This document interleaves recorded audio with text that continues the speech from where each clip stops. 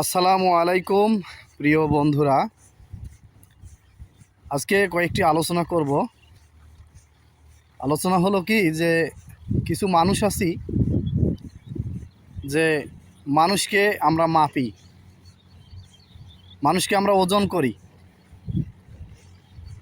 তো ওজন বলতে কি, যেমনটা আমি গরিব, আমাকে অনেকে বলবে যে তুমি গরিব। অনেকে বলে তুমি ধনী। তো এই যে ধনী আর গরিব, এই দুইটি কথার মধ্যে আসলে কি পার্থক্য? আমি মনে করি কি জানেন, ধনী গরিবের পার্থক্য এখানে কোনো কিছুই না।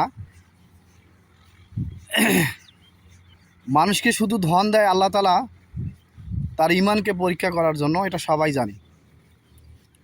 আর গরিব মানুষকে আল্লাহ তাআলা বানায়, এটা হলো আল্লাহ তাআলার একটা পরীক্ষা। তো গরিব কিন্তু মানুষ হয় মানুষের কর্মগুণে, কর্মফলে, যেমন কর্ম তেমন ফল। মানুষের কর্ম যদি সঠিক হয়, হালাল হয়, সেও ধনী হতে পারে। যদি মানুষের কর্ম খারাপ হয়, সে কারণেও মানুষ কিন্তু ধনী হতে পারে। এই ধনী গরিবের মধ্যে অনেক কিন্তু কথাবার্তা মানুষের থাকে।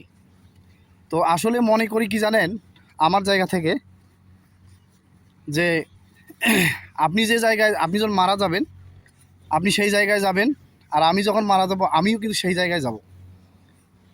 তো এখন ঘটনা হলো, এখানে এই কথাটা অর্থ দাঁড়ায় যে আমরা সবাই কিন্তু গরিব, অর্থাৎ ফকির। এই দুনিয়ার বড়লোকি করে কোনো লাভ নাই। আর ধনী গরিব বলে মানুষকে ছোট করার কোনো দরকার হয় না। তো এই কথাগুলো বলাটা হলো এক ধরনের পাপ, এক ধরনের আল্লাহ তাআলার কাছে আমরা কিন্তু অপরাধী। তো যাই হোক বন্ধুরা, কাউকে এমন কিছু কথা বলে ছোট করবেন না। আসছি একদিন, যাব একদিন, এটা হলো সবচাইতে বড় কথা। তো এখানে পার্থক্য করার কোনো কিছু নেই। ধন্যবাদ।